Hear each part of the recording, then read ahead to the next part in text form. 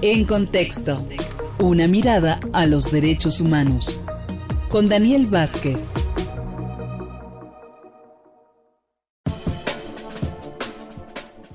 Daniel Vázquez, buenas tardes. Una disculpa, nos retrasamos unos minutos, pero ya estamos contigo. Hola Alberto, no te preocupes, no, ningún problema. De hecho, iba a empezar confesándome aquí contigo que la verdad yo sí me reconozco como chilango consolidado, ¿eh? Yo peor aún no me imagino viviendo en ninguna otra ciudad que no sea la Ciudad de México. Bueno, imagínate, yo decidí vivir aquí, yo no soy de aquí, soy de Guadalajara y desde que tenía 8 años que aprendí a leer dije, yo quiero vivir en Ciudad de México. Rapidísimo, las quesadillas, ¿con queso o sin queso? No, con queso, con queso. Sí, para ser para ser cosmopolita, sin no entrar en debates. Eso. ¿De qué Sí. conversamos hoy, además de quesadillas, Daniel? Eso, vamos a checar, a platicar sobre el segundo diálogo nacional por la paz. A ver, te cuento un poquito. Fíjate que mañana viernes, el sábado 31 de enero y también el domingo 1 de febrero, se va a llevar a cabo el segundo diálogo nacional por la paz en el ITESO, allá en Guadalajara. Entonces, te cuento algunos antecedentes. Como seguramente te acordarás, lamentablemente el 20 de junio del 2022 asesinaron a los sacerdotes jesuitas, a Javier Campos Morales y a Joaquín César Mora Salazar, así como al guía de turistas, a Pedro Palma, en la comunidad de Cerocahui, allá en Chihuahua. Pues esto fue muy duro, entre otras cosas porque marcó un hito en la violencia que tenemos en México, porque a los sacerdotes los asesinaron al interior de su propia parroquia, lo que marca que pues las dinámicas de violencia en México, claramente ya no existe ningún templo o espacio sagrado que quede libre de violencia, ¿no? Por eso es que se convirtió en un hecho muy relevante y hubo muchísimas manifestaciones, obviamente por los jesuitas en principio y en general por toda la comunidad eclesial de México. Y ante la falta de respuesta estatal que se considerara satisfactoria por la comunidad jesuita en concreto, pues la Iglesia organizó, bueno, varias cosas y entre ellas el primer diálogo nacional por la paz. Y la idea era construir una agenda en especial desde las comunidades. Ese es uno de los objetivos centrales. Te acordarás que pues hace muchos años, en realidad las comunidades eclesiales de base tienen una historia muy larga en los 60s y en los 70s del siglo pasado. Hubo inserciones de sacerdotes, la mayoría de ellos jesuitas y dominicos, en comunidades y barrios marginados, tanto rurales como urbanos. Y el objetivo era, por un lado, sí promover el quehacer pastoral, pero hacerlo desde una mirada crítica, ¿no? Era la época de la teología de la liberación y esto conllevó también, pues, fuertes procesos de educación popular, de organización popular y barrial que detonaron el movimiento urbano popular y después ese es el antecedente importante en la década de los 80 del movimiento de los derechos humanos. Y lamentablemente, pues hemos tenido un decaimiento de esas comunidades eclesiales de base, pero todavía existen muchos de estos procesos organizativos y la idea de este diálogo nacional por la paz es apostar a construir paz desde estas comunidades, desde lo local.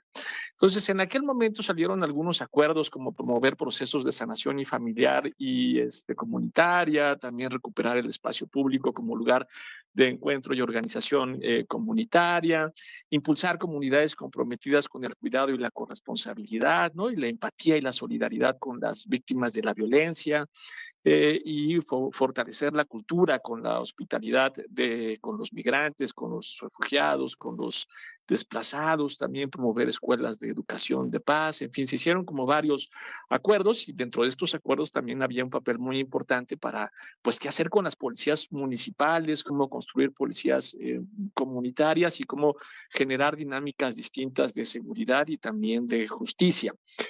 Todos esos acuerdos en inicio, como te contaba, fueron muy pensados a nivel comunitario, estaban muy llevados hacia la dinámica comunitaria. Pero en el marco de la reflexión se dieron cuenta de que también era necesario pues incidir a nivel de entidad federativa, donde a veces tenemos muchísimos problemas, y también pues por el año en particular, porque el asesinato fue en el 2022, pero esto ya estaba yendo hacia el 2023, 2024, venían las elecciones, entonces valía la pena tratar de establecer una agenda nacional. Y de hecho se construyó, ¿no? Uno de los acuerdos que hubo en ese primer encuentro, ese primer diálogo fue pues convocar expertos a una evaluación y rediseño de las políticas públicas de seguridad de justicia y también de lo que sucedía en nuestras cárceles. Y como parte de ese acuerdo y de ese acercarse con algunos especialistas es que, bueno, se creó la Agenda Nacional de Paz y en marzo del 2024 se invitó a los que todavía eran candidatos y candidatas a que, bueno, conocieran primero la Agenda Nacional de Paz y si lo consideraban relevante, pues lo recuperaran, obviamente, en sus propuestas electorales. Y en esa Agenda Nacional de Paz, ahora sí ya pensando no solamente en la comunidad, sino en el país, venían cosas específicas como el fortalecimiento de las policías locales. Esto es muy importante. De los principales problemas que tenemos en seguridad es en nuestras policías municipales. Ahí es donde tenemos los principales déficits. Entonces, es muy importante el fortalecimiento pues de los distintos cuerpos de policía en general, pero de los cuerpos de la policía municipal en particular. También había una propuesta de una reforma al sistema de justicia, pero que estaba mucho más pensado para las fiscalías. Tú y yo esto lo hemos platicado un montón, que buena parte del problema nosotros lo tenemos pues directamente en las fiscalías y esas todavía no hemos logrado hacer una reconstrucción, un rediseño que finalmente pues sirva en los procesos de investigación y en consecuencia disminuir la impunidad. Y también había cosas o propuestas en torno al control de cárceles, atención en las juventudes, sobre todo generar procesos de reconstrucción del tejido social en estas juventudes, gobernanza democrática y también había una propuesta de modelo de justicia transicional.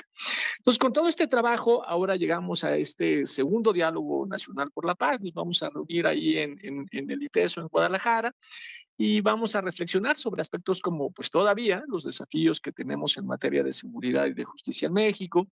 Vamos a reflexionar también sobre cómo reconstruir el tejido social a nivel local, especialmente en las comunidades que han sufrido de una gobernanza criminal muy violenta, que es donde más se rompe, se pierden los espacios públicos, se pierde la confianza con las autoridades locales, ¿no? Entonces ahí tenemos mucho trabajo por hacer. Y para eso también vamos a analizar experiencias internacionales de diálogo y de construcción de paz. Y finalmente, y con esto cierro para que platiquemos un poquito de alguna duda que tengas o alguna cosa que creas que sea relevante, pues vamos a tratar de generar también un proceso de conocimiento, de dar a conocer esta agenda nacional y este espacio de diálogo nacional por la paz, sobre todo por si hay más gente que quiera sumarse, pues pueda hacerlo, ¿no? Pueda sumarse a los trabajos de este diálogo nacional por la paz. Pues la paz nos convoca a todos y también de alguna manera conlleva pues esfuerzos que todas las sociedades de sus distintas trincheras tendríamos que estar realizando. Así vienen los próximos 3 días. ¿Qué te parece, querido Alberto? No, pues me parece muy bien, sobre todo que hayan elegido a el ITESO, esta institución educativa con una larga, larga historia, no solamente académica, sino también de lucha social. Ahí fue uno de los sitios más emblemáticos de la teología de la liberación, las comunidades eclesiales de base y también que justo por este trabajo por fortalecer la opción por los pobres, pues fue severamente cuestionado en los tiempos en que yo estudié por ahí. Yo soy egresado del ITESO, te escuchaba y recordaba justamente cómo también los sitios, los lugares pueden ayudarte a fortalecer o no un proyecto, en este caso de paz. Y lo recuerdo bien porque en aquellos años a los maestros y a los que estudiábamos ahí nos decían que éramos comunistas. Y decían que en ese lugar que Sí. seguramente ubicarás, que es un auditorio al aire libre en jardines muy bonitos, una pequeña hondonada, decían que ahí aterrizaban los helicópteros de Cuba. Eran una serie de historias ahí que de una u otra forma te hablan de la necesidad de que terminemos con ideas preconcebidas, con todos esta, inclusive hasta fundamentalismos ideológicos que de una u otra manera impiden el diálogo y dejan o pierden de vista lo importante, que es la paz, que es la vida humana, el respeto, el rescate de muchas comunidades, sobre todo las más pobres, que requieren urgente la ayuda de todas, todos y todes, Daniel. Claro, eran años de muchísima efervescencia, ¿verdad? Esos años. Fíjate que de hecho, bueno, no voy a hacer el cuento largo, pero una de las cosas que me parece que nos están haciendo falta por estos días es justo un mayor impulso e incentivos a estos procesos de organización social muy comunitaria, ¿no? A cooperativas de consumo de producción, organizaciones barriales, unidades económicas populares para cosas ahora novedosas, como podría ser, por ejemplo, el apoyo al cuidado y las redes de crianza que cuestan mucho trabajo trabajo y que necesitan de mucho apoyo o para echar a andar cosas específicas como por ejemplo comunidades comunitarias o más bien espacios para comer, comedores comunitarios, diferentes formas de organización popular que se desarrollaron, pues justo en esas décadas de los 60 y los 70, que fueron la base después de un fuerte proceso de movilización social y que ahora se extraña, ¿no? Se extraña ese proceso de efervescencia en particular, pues pensando que estamos pues en gobiernos de izquierda y que tendrían que impulsar más esas formas de organización. Es que hay que hacer a un lado la conspiracionitis y abrir la Ujú. mirada a la participación de todas, todos y todes, porque realmente en aquellos momentos de construcción, inclusive hasta del proyecto político que gobierna, también surgió ahí de esta organización y defensa de los jóvenes jesuitas o no, pero que fueron a esos lugares, el famoso extensionismo también, que se convirtió en un promotor de cambio en las comunidades rurales tan azotadas por la violencia del Estado en ese entonces. Mucho que hablar y voy a esperar con mucho gusto tu próxima participación, Daniel, para que nos cuentes cómo es que te va por allá. Ya te cuento cómo nos fue y cuáles son los acuerdos y cómo les damos seguimiento. De mientras, pues un abrazo muy grande y también saludos a toda la audiencia. Abrazo también, mucha suerte. Cuídate, chao. Chao, hasta luego, nuestro colaborador, el doctor Daniel Vázquez.